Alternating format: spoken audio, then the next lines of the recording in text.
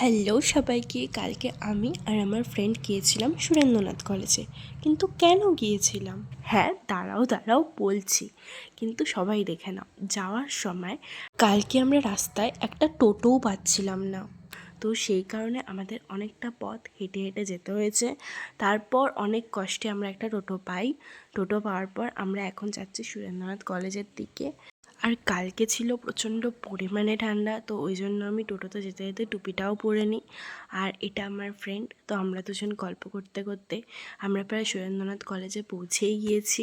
আর এই যে এটা হচ্ছে সুরেন্দ্রনাথ কলেজ, আমরা এখন যাচ্ছি। তো দেখো সবাই কি পরিমাণে ভিড় ছিল আর আমরা কেন গিয়েছিলাম, তো এক্ষুনি সেটা দেখতে পারবে। হ্যাঁ, এটাই হলো সেই রিজন।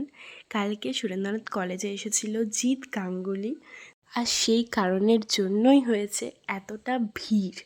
তো সেখানে আমরা সেরা মজা করেছি, অনেক নাচানাচি করেছি, মানে এক কথায় সেরা এনজয় করেছি।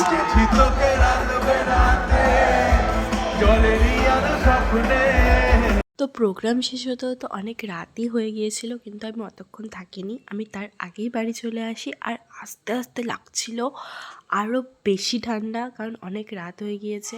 আর এই দেখো, এটা হচ্ছে আমাদের রাতের রায়গঞ্জ, দেখতে কতটাই না সুন্দর লাগে। তো যাই হোক, আজকের জন্য এইটুকুই। তোমরা আমার চ্যানেলটিকে অবশ্যই সাবস্ক্রাইব করে দেবে। তো আবার দেখা হচ্ছে নেক্সট ব্লগে। আজকের মতো টাটা।